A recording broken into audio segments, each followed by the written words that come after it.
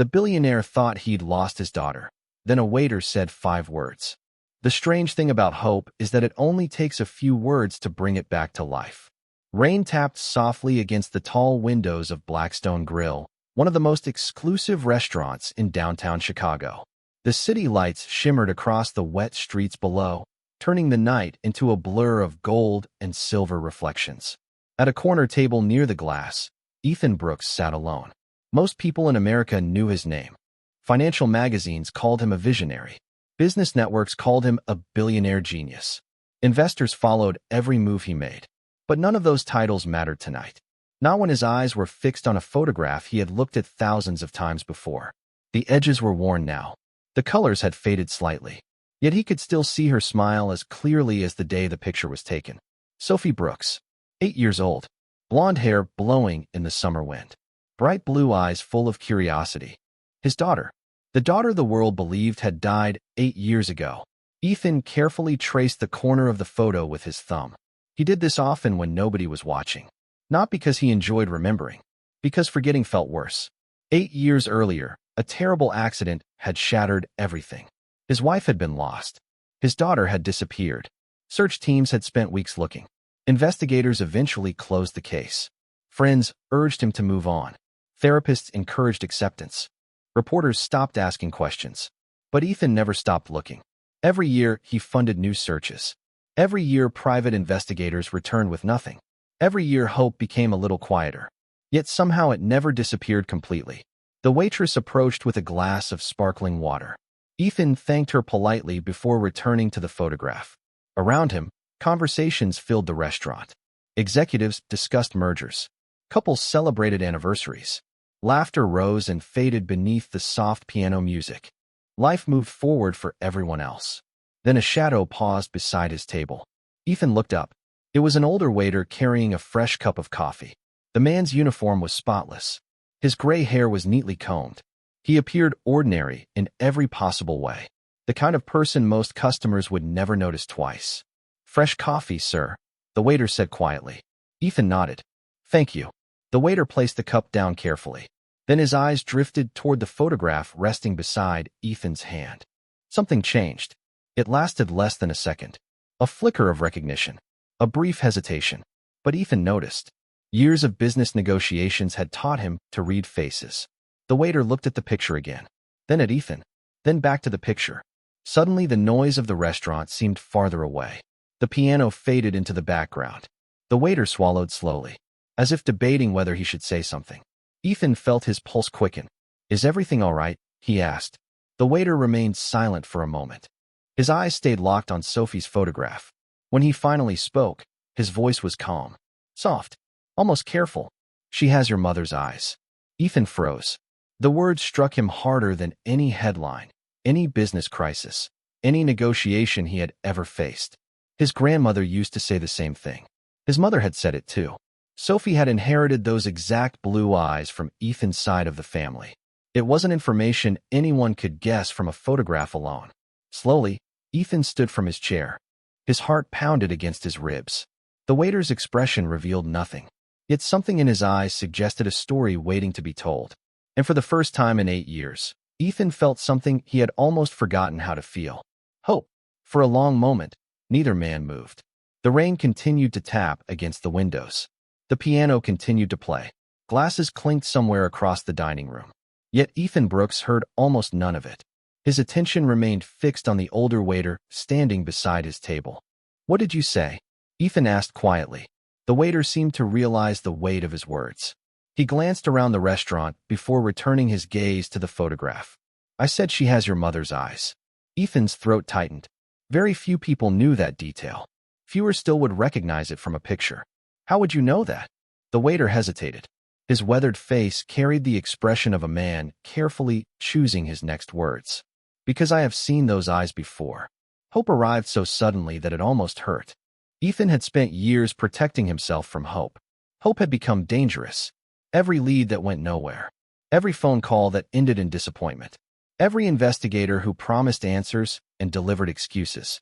Eventually, he learned to expect nothing. Yet now, standing in the middle of a crowded restaurant, he felt that fragile feeling awakening again. "Sit down," Ethan said. Please. The waiter looked uncertain. Sir, I am working. I own 3 companies and a private jet. Trust me, the restaurant can survive 5 minutes without either of us moving. A faint smile touched the waiter's face. It was the first sign of warmth Ethan had seen from him. Slowly, the man took the empty chair across the table. My name is Noah Carter, he said. Ethan Brooks. Noah nodded gently. I know who you are. Of course he did. Most people did. But Noah did not sound impressed. He sounded thoughtful. Ethan slid the photograph across the table. Tell me what you know. Noah studied the picture carefully. Sophie stood on a lakeside dock in the image, wearing a pale blue sweater and a silver bracelet around her wrist. Ethan had memorized every detail years ago. Noah's eyes paused on the bracelet. His expression shifted slightly. She still wears one like that. Ethan felt his heartbeat stumble. What? Noah looked up immediately, realizing he had revealed more than intended. You have seen her. It was not a question anymore. Noah remained silent. The silence itself felt like an answer. Ethan leaned forward. You have seen my daughter. The waiter exhaled slowly. I do not know if she is your daughter, but you know someone who looks like her. Noah stared toward the rain-covered windows. The city lights reflected across the glass. About 6 years ago, he finally said, I started visiting a small town in northern Wisconsin. My younger brother lived there. Every summer, I spent a few weeks helping him around his fishing lodge. Ethan listened without blinking. There was a girl. Noah paused. A girl with bright blue eyes. Quiet. Polite.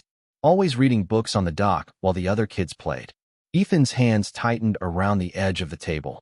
How old? About 7 when I first met her. Ethan closed his eyes for a second. The timing fit perfectly. Too perfectly. Noah continued.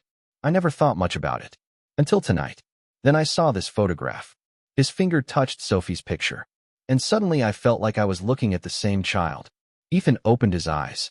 Across 8 years of grief, doubt, and unanswered questions, a tiny crack of light had finally appeared.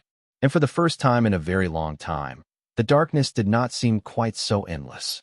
Noah Carter was not a man who spoke quickly. Ethan could see that much. Every answer seemed to pass through years of thought before reaching his lips. The older waiter glanced toward the dining room, making certain no one needed him, then returned his attention to the photograph resting between them. The girl's name is Sophie, he asked quietly. Ethan nodded. Sophie Brooks. Noah looked down again. The name seemed to settle heavily in his mind. The girl I knew was called Sophie too. Ethan felt the world narrow. Not to the restaurant. Not to Chicago. Not even to the table. Just to those words. Sophie. For years he had chased rumors. Hundreds of them. Most disappeared within days. Some within hours. A few had seemed convincing until facts destroyed them. But this was different. This was not a tip from a stranger seeking attention. This was not a message from someone hoping for a reward. Noah had not even approached him. If he had not noticed the photograph, he might never have spoken at all. Tell me about her, Ethan said. Noah leaned back slightly. His eyes softened with memory. She lived near Pine Lake. Small town. Fewer than 2,000 people. Everybody knew everybody. Ethan listened carefully. Who raised her? Noah hesitated. A woman named Margaret Dawson. The name meant nothing to Ethan. Yet he repeated it silently, afraid to forget a single detail. Was she Margaret's daughter? Noah slowly shook his head. Not exactly. Ethan felt his pulse rise again. What does that mean? The waiter folded his hands together. People said Margaret found the girl years ago. That is all I ever heard. Nobody asked many questions. In a small town, sometimes people choose kindness over curiosity. Ethan stared at him. Found her. The words echoed through his thoughts. Found her where? Found her how? He wanted answers immediately. Yet Noah seemed to possess only pieces of a puzzle. Pieces that somehow matched his own. Did the girl ever talk about her family? Ethan asked. Noah nodded faintly. Sometimes. What did she say? Very little. She was always polite. Always grateful. But there was sadness too. The kind that does not belong to a child. Ethan looked away toward the rain-streaked glass. 8 years. 8 birthdays. 8 Christmas mornings. 8 years of wondering whether his daughter had been scared, lonely, or even alive. She carried a photograph once, Noah continued. Ethan immediately looked back. A photograph? Just once. I saw it when the wind blew it from a book she was reading. The picture showed a man holding a little girl. Ethan stopped breathing for a second. Noah continued. She picked it up so quickly I barely saw it. But I remember her expression. What expression? Noah's voice became softer. The expression of someone looking at a person they miss very much. Silence settled between them. Outside, the rain began falling harder. Inside, Ethan Brooks felt something shift deep within his heart. For 8 years he had searched for proof that his daughter might still exist. Tonight, for the first time, he was no longer searching for proof. He was beginning to search for her. The restaurant had grown quieter. A few tables had emptied. The rain still painted moving patterns across the windows, turning the city beyond into a sea of blurred lights. Ethan Brooks barely noticed. Every detail Noah shared felt more valuable than any business deal he had ever negotiated. You said she liked reading, Ethan said carefully. Noah nodded. Always. Every summer I visited, she carried a book, sometimes 2 or 3. Most children spent their afternoons on the water. Sophie preferred sitting at the end of the dock with a novel in her hands. Ethan smiled before he realized it. Sophie had always loved books. Even as a little girl, she would sit cross-legged on the living room floor surrounded by storybooks far beyond her age. His wife used to joke that their daughter would learn every secret in the world simply because she could never stop turning pages. The memory arrived so clearly that it almost stole his breath. Noah noticed the expression. That sounds familiar. Ethan slowly nodded. Very familiar. For the first time that evening, Noah seemed less uncertain, as if the similarities were becoming harder for him to dismiss. There was something else, he said. Ethan immediately leaned forward. What? Noah looked toward the photograph again. Every August, the town held a small lakeside festival. Nothing fancy. Local music. Food stands. Families gathering together. Ethan waited. 3 summers ago, I watched Sophie win a writing contest. A faint smile appeared on Noah's face. The judges asked children to write about a person they admired. Ethan felt his heart tighten. What did she write? Noah's smile faded into something thoughtful. A father. The words settled heavily between them. She described a man who taught her how to skip stones across the water. A man who carried her on his shoulders during fireworks. A man who told her she could become anything she wanted. Ethan looked down. Those were his memories. Not similar memories. Not common memories. His memories. The very first time Sophie successfully skipped a stone across Pine Harbor Lake, she had celebrated as though she had won an Olympic medal. The first 4th of July after she was born, he had carried her on his shoulders so she could see above the crowd. And every night before bed, he told her the same thing. You can become anything you dream of becoming. Noah watched the color drain from Ethan's face. You recognize those stories? Ethan nodded slowly. He could not trust his voice. The waiter exhaled. I thought you might. For several moments, neither man spoke. Then Noah reached into his apron pocket and removed a folded receipt. On the back, he carefully wrote an address. His handwriting was neat and deliberate. He slid it across the table. This is my brother's fishing lodge near Pine Lake. Ethan stared at the paper.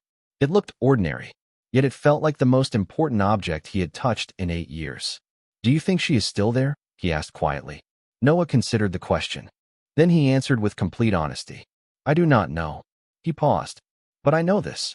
The girl I met spent years looking toward the horizon whenever boats crossed the lake. Ethan looked up. Noah's voice softened. It always seemed like she was waiting for someone to come back. Long after most of the restaurant's guests had gone home, Ethan Brooks remained seated with the folded piece of paper resting in his hand. The address looked almost impossibly ordinary. A fishing lodge near Pine Lake. A small place in northern Wisconsin. 8 years of searching had taken him through private investigations, media campaigns, and databases across the country. Yet tonight, the strongest lead he had ever received was written on the back of a restaurant receipt. Noah stood from the table. Duty was calling him back to work. But before he left, Ethan asked the question that had been growing in his mind ever since the conversation began. Why did you never contact me before? Noah stopped. For a moment, he seemed older than before. Not tired, just burdened by memory. Because I was never certain, he answered honestly. I saw similarities. The eyes, the smile, the name. But certainty is a dangerous thing when another person's heart is involved. Ethan lowered his gaze. He understood. False hope could wound more deeply than silence. Noah continued. And there was another reason. Ethan looked up. What reason? The waiter hesitated. Margaret Dawson loved that girl very much. The words carried no accusation, no judgment, only compassion. She raised her as her own? Ethan asked quietly. Noah nodded. Every day. Ethan leaned back in his chair. For years he had imagined countless possibilities. He had imagined strangers, foster homes, distant cities. But he had never imagined a woman in a small lakeside town spending years caring for his daughter, reading bedtime stories, attending school events, celebrating birthdays, standing beside her through childhood. The realization filled him with emotions so complicated he could barely sort through them. Gratitude, fear, hope, guilt. Noah seemed to sense the conflict. Margaret is a good person, he said gently. Whatever happened all those years ago, she gave that girl a home. Ethan slowly nodded. Then I owe her more than I can ever repay. Noah offered a faint smile. That sounds like the right answer. A few minutes later, Noah returned to his duties, leaving Ethan alone once again. But everything had changed. The loneliness that usually followed him now shared space with something new. Possibility. Ethan pulled out his phone. His executive assistant answered on the second ring despite the late hour. Mr. Brooks, cancel tomorrow morning. Silence. Then surprise. Sir, you have a board meeting. Cancel it. The investors from California are flying in. Ethan looked down at Sophie's photograph. They can fly back. Another pause. Is everything all right? For the first time in years, Ethan felt the corner of his mouth lift into a genuine smile. I do not know, he admitted, but I think I am finally going to find out. Outside, the rain had begun to ease. The city lights reflected across the wet pavement like scattered stars. And somewhere hundreds of miles away, beside a quiet lake in Wisconsin, a young woman named Sophie Dawson was finishing a book on a wooden dock, completely unaware that the man who had never stopped searching for her was already on his way. The next morning began before sunrise. Ethan Brooks had not slept. The private jet crossed a sky painted with pale shades of blue and silver while he sat alone near the window, Sophie's photograph resting in his hands. 8 years. The number echoed through his thoughts again and again. 8 years of unanswered questions. 8 years of birthdays spent staring at a picture instead of a daughter. Yet for the first time, the distance between hope and reality felt measurable. Pine Lake appeared beneath the aircraft just after 9 o'clock. From above, it looked peaceful. Endless stretches of pine trees surrounded dark blue water that reflected the morning light. It was the kind of place people visited to escape noise, to slow down, to heal. Ethan wondered if Sophie had spent years looking across that same water. The car ride from the small regional airport took less than 40 minutes. Every mile seemed longer than the last. His driver remained silent, sensing that conversation would only make the journey harder. Eventually, a weathered wooden sign appeared beside the road. Carter Fishing Lodge. Ethan's heart immediately accelerated. The address Noah had written. The place where everything had begun. He stepped from the vehicle and found himself surrounded by quiet. No traffic, no crowds, only wind moving through tall pine trees and the distant sound of water touching the shoreline. A man in his early 60s emerged from the lodge carrying a tackle box. His gray beard and broad shoulders made him resemble the outdoorsman Ethan had seen in magazines his entire life. The man froze when he saw him. Recognition appeared immediately. You must be Ethan Brooks, he said. Ethan nodded. And you are Noah's brother. The man extended his hand. Daniel Carter. They shook hands. Daniel's expression carried the same honesty Ethan had seen in Noah. It gave him confidence. My brother called me this morning, Daniel said quietly. I figured you would come. Ethan looked toward the lake. Then you know why I am here. Daniel followed his gaze. For several seconds, neither man spoke. Then Daniel sighed softly. There are some truths that become heavier the longer you carry them. Ethan turned toward him. What does that mean? Daniel looked older suddenly, as though years of memory had settled across his face all at once. It means there are things you deserve to know. Ethan felt every muscle tighten. About Sophie? Daniel nodded. About Sophie. They walked slowly toward a wooden dock extending into the water.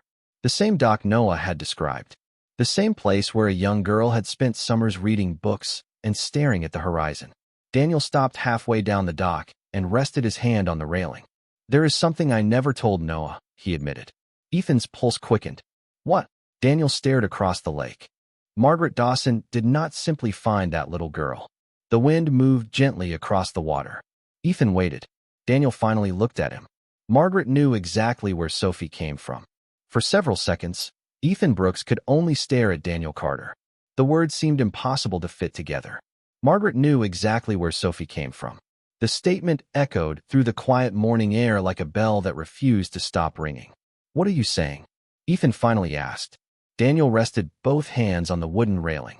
His eyes remained fixed on the lake. "I am saying that Margaret did not discover a random child. She knew there was a family somewhere looking for her." Ethan felt a mixture of relief and confusion crash together inside him. Relief because Sophie had not been forgotten. Confusion because none of it made sense. "Then why did nobody contact me?" he asked. Daniel closed his eyes briefly. "Because Margaret was afraid." Ethan frowned. "Afraid of what?" Daniel let out a slow breath. "Losing her." The answer landed heavily between them. Across the water, a small fishing boat moved quietly toward the far shore. The peaceful scene felt strangely disconnected from the storm of emotions building inside Ethan. "You knew this all along?" Ethan asked. "Not all of it," Daniel admitted. "Only pieces. Enough to suspect there was more to the story than anyone realized." He reached into his jacket pocket and removed a worn envelope. The paper had yellowed with age. The edges were softened from being handled countless times. Daniel stared at it for a moment before offering it to Ethan. "Margaret gave me this 3 years ago." Ethan accepted it carefully. His hands suddenly felt unsteady. "What is it?" "A letter." "For me?" Daniel nodded. "She never mailed it." Ethan looked down at the envelope. His name was written across the front in neat handwriting. Ethan Brooks. Seeing those two words together on paper made his chest tighten. Why would she write me a letter if she never intended to send it? Daniel's expression carried quiet sadness. Because every day she wanted to do the right thing. And every day she was terrified that doing the right thing would take Sophie away. Ethan slowly opened the envelope. Inside was a folded sheet of paper. He unfolded it carefully. The handwriting matched the name on the envelope. His eyes moved across the first sentence. "To the father who never stopped searching." Ethan froze. The world seemed to disappear around him. The lake, the dock, the trees. Everything faded except those 7 words. Daniel remained silent while Ethan continued reading. The letter described a frightened little girl who had arrived years ago carrying almost nothing except a bracelet and a faded photograph. It described nights spent comforting her after bad dreams. School projects, birthday cakes, piano lessons, ordinary moments that had slowly become a life. Then Ethan reached a paragraph that made his heart stop. "If you are reading this, it means the truth has finally found its way to you. Please know that your daughter never forgot you. She spoke about you every year on her birthday." Ethan lowered the page. His vision blurred. For 8 years, he had wondered whether Sophie remembered him at all. Now he finally had his answer. And somewhere nearby, perhaps only a few miles away, the daughter he had searched for was living her life completely unaware that her father was holding proof that she had been waiting for him too. Daniel waited until Ethan finished reading the letter. The older man's eyes carried the patience of someone who understood that certain moments could not be rushed. Ethan carefully folded the pages and slipped them back into the envelope. His hands trembled slightly, not from fear, from relief. For years he had imagined the worst. He had imagined loneliness, confusion, silence. Instead, he had discovered something extraordinary. His daughter had remembered him. Every birthday, every year, every season that passed beside this quiet lake. She had remembered. "Where is Margaret now?" Ethan asked. Daniel looked toward the shoreline. "She passed away last winter." Ethan lowered his eyes. A strange sadness settled over him. He had never met the woman. Yet she had protected the most important person in his life. "She was loved here," Daniel continued. "Especially by Sophie." Ethan nodded slowly. "I can understand why." The wind carried the scent of pine trees across the water. Somewhere nearby a bell chimed softly from a small marina. Life continued moving around them. Yet Ethan felt as though he were standing at the edge of an entirely new chapter. "Does Sophie still live in town?" he asked. Daniel smiled faintly. "She does." Ethan's heartbeat immediately quickened. Daniel noticed. "Easy, easy." Ethan almost laughed. "I have waited 8 years. And another hour will not change that." Daniel's smile widened slightly. "Trust me." They walked back toward the lodge together. The wooden boards creaked beneath their feet. Every step seemed impossibly loud to Ethan. Inside the lodge, sunlight streamed through large windows overlooking the lake. Fishing photographs lined the walls. Family pictures rested on shelves. Ordinary memories. The kind Ethan had missed with Sophie for far too long. Daniel stopped beside a small desk and picked up a framed photograph. He handed it over carefully. Ethan looked down. The breath left his lungs. A young woman smiled back at him. She appeared around 16 years old. Her blonde hair caught the sunlight. A paperback book rested beneath one arm. But it was her eyes that stopped him completely. Bright blue. Familiar blue. His mother's eyes. Sophie's eyes. Ethan sat down slowly. He could not stop looking at the photograph. Every feature felt familiar. Not because of memory. Because of family. That was taken last summer, Daniel said quietly. Ethan swallowed hard. She looks happy. She is. Daniel paused. And she is kind. Ethan smiled through the emotion rising in his chest. Kind. Of all the things he hoped for, that mattered most. Not success. Not achievement. Kindness. The room fell silent. Then a truck door slammed somewhere outside. Daniel glanced through the window. His expression changed instantly. Ethan noticed. What is it? Daniel looked back at him. A gentle smile appeared. Sometimes life has interesting timing. Ethan stood. His pulse raced.